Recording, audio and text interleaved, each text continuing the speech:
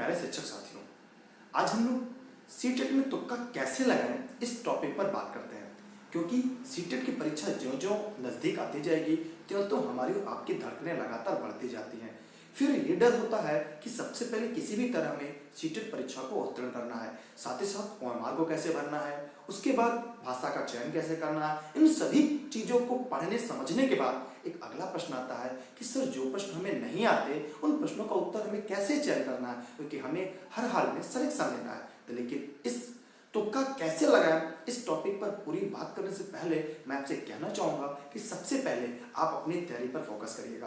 क्योंकि पहला जो है एनसीईआरटी को पूरी तरह से पढ़ लीजिए। एनसीईआरटी कवर करने के बाद आप सीटेट के प्रीवियस पेपर को पूरा हल कर लें, अपने आप से पूरी तरह से प्रिपेयर और तैयार हो जाए। लेकिन एक बात जरूर ध्यान रहे, जहाँ पे नकारात्मक अंक के प्रावधान नहीं होते, जहाँ पर निगेटिव मार्किंग नहीं होती, अगर ऐसे किसी भर्ती परीक्षा की तैयारी कर रहे हैं, वहाँ पर अगर आपके सामने कोई प्रश्न है तो नहीं आ रहा है, उसे छोड़ना नहीं चाहिए। हो सकता है जो आप गोला लगाएं वो सही हो जाए, ये भी हो सकता है नहीं भी हो, लेकिन आज हम उसी पे बात करेंगे कैसे सही हो। लेकिन कभी कभी ऐसा होता है कि जब आप सीटेट की परीक्षा हॉल में बैठे हो तो उस समय एक घटना ये घटती है कि आपका पेपर जो है 150 मिनट में 150 प्रश्न है और आपकी घंटी लगने वाली होती है और आपके 20 से 30 प्रश्न बचे रहते हैं। उस प्रश्न को पढ़ने तक का समय नहीं रहता पूरा। उस दशा में आपको उन 30 प्रश्नों को छोड़ना मूर्खतापूर्ण कदम होगा।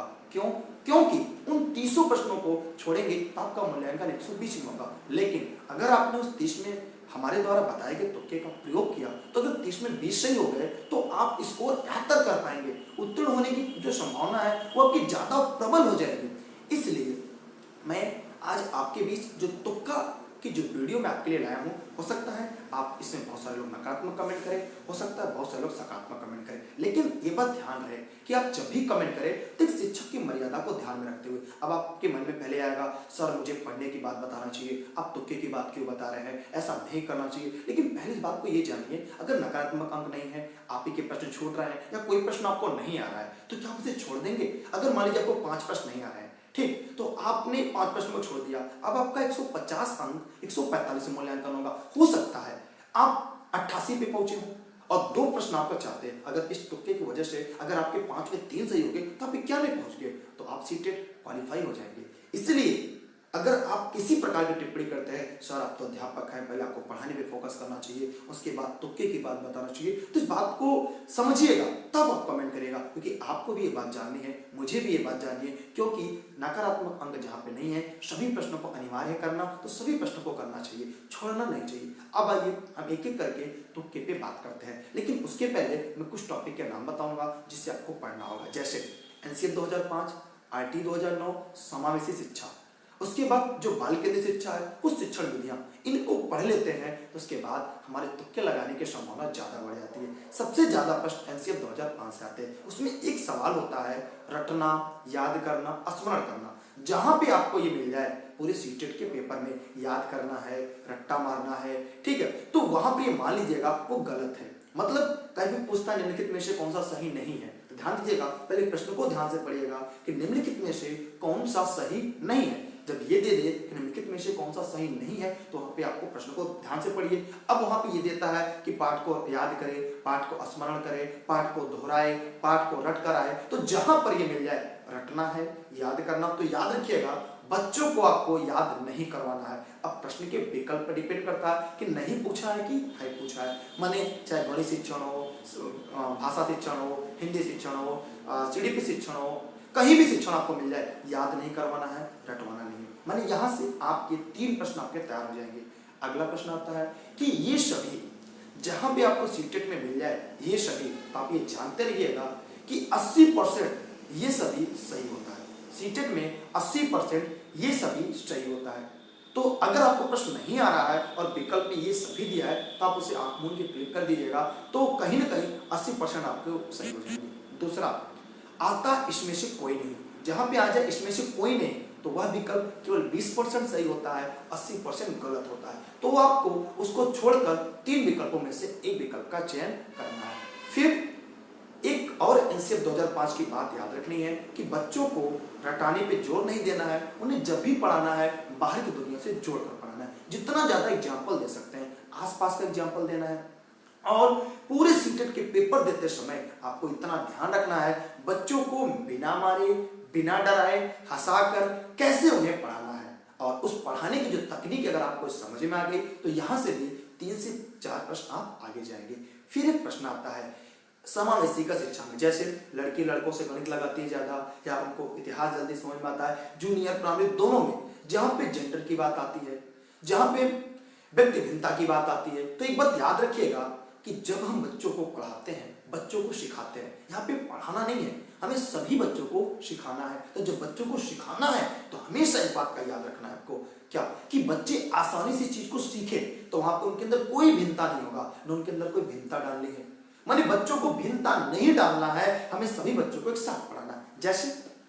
जैसे कि अगर मैं दिव्यांग बालक हूं, मान लीजिए मैं पैर से, हाथ से, तो अगर सभी बच्चों के साथ मैं पढ़ रहा हूं, तो अगर छुट्टी होती है तो मैं एक साथ सबके साथ भागूंगा, और अगर खाना लेना है तो मैं एक साथ जाऊंगा, क्रिकेट खेलना है एक साथ खेलूंगा। उसका फायदा ये मिलेगा, मैं सामान्य बच्चों के साथ प्रतिस्पर्धा करूंगा और मेरा सामान्य बच्चों की तरह हमारा भविष्य निर्माण होगा। लेकिन यदि हमें दिव्यांग बच्चों की तरह बैठा दिया जाएगा तो उन्हें क्या होगा, छुट्टी को ये पता है खाना मेरे पास आएगा, खेलने मुझे नहीं जाना है, तो उनकी जो मानसिकता वहीं तक बढ़ जाएगी।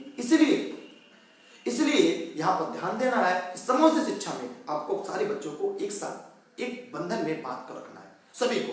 और हमें जो भाषा शिक्षण देना है वो हमेशा मातृभाषा में होनी चाहिए। कैसी मातृभाषा में होनी चाहिए, हमारी आम बोलचाल की भाषा में होनी चाहिए। हमें उदाहरण हमें आसपास का देना चाहिए। हमें ये नहीं बताना चाहिए कि जो बच्चा देखता है, जो बच्चा जानता है उसके बारे में, और बच्चों को करके सीखने में बल देना है। माने अगर ऐसा कोई प्रश्न आ जाए जहां पर इसका अर्थ ये निकले हमें बच्चों से ये काम करवाना है, काम का मतलब वर्ग नहीं, जैसे 5 जंगली जानवरों के नाम लिखो। अब बच्चा 5 जंगली जानवर के नाम लिखेगा तो उनके दिमाग में उसकी बात आएगी।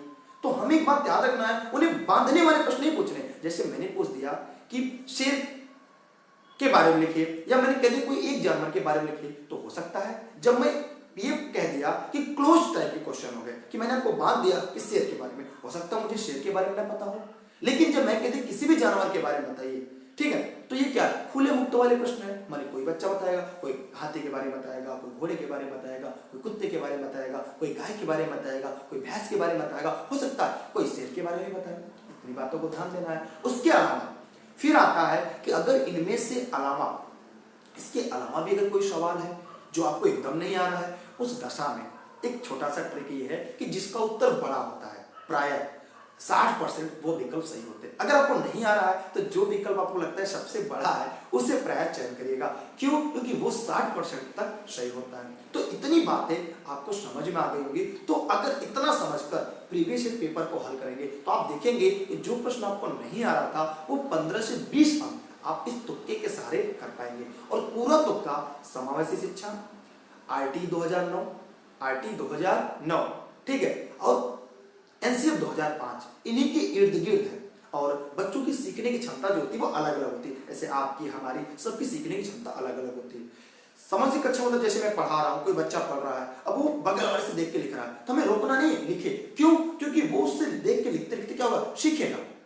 और आप कक्षा में पढ़ाने नहीं देखा कि बच्चा वहां पे जुड़कर सीखने का प्रयास करता है। तो इन सभी बातों को ध्यान में रखेंगे तो आपको सीटेट परीक्षा उत्तीर्ण होने से कोई रोक नहीं पाएगा। लेकिन इन तुक्का को यूज तब करना है जब आपको ये पहले तो पूरी मेहनत के साथ पढ़ना है।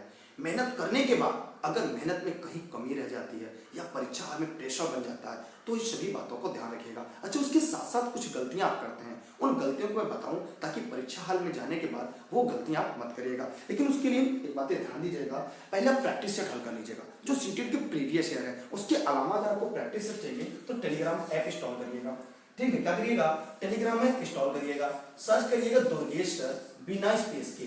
जैसे आप दुर्गेश सर सर्च करते हैं आपके सामने ई लर्निंग पे दुर्गेश आएगा, उसे ज्वाइन कर लेंगे। वहां पे आपको निःशुल्क ढेर सारे प्रैक्टिस सेट मिल जाएंगे। और साथ ही साथ ऑनलाइन क्लास से यदि संबंधित कोई जानकारी चाहिए ई लर्निंग में दुर्गेश पे, तो ये उनके ऑफिस का नंबर है, वहां से जानकारी ले सकते हैं।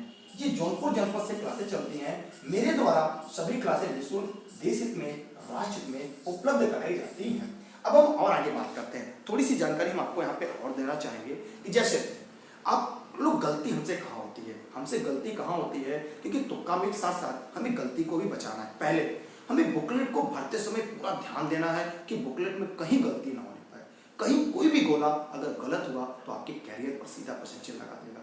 बुकलेट को आराम से भरिएगा और अपने प्रवेश पत्र में जैसा जो दिया गया है उसको ध्यान से अपना रजिस्ट्रेशन नंबर, रोल नंबर पूरे ध्यान से भरिएगा। लेकिन उसके साथ साथ एक भाषा भरते समय, भाषा का चयन करते समय लोग प्रायः गलती कर जाते हैं। उस गलती को कैसे सुधारना है, आइए हम आपसे जानते हैं या समझने का प्रयास करते हैं। देखिए, यहाँ पे जो भाषा होती है, सीटेट में आप 2 भाषा का चयन करते हैं। कितनी भाषा का?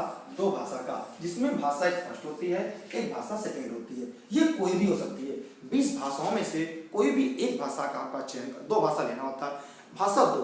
अब ध्यान दीजिएगा, ये दोनों भाषाएं के जो प्रश्न होते हैं वो कितना कितना होते हैं? ये होते हैं 91 से 120, 150।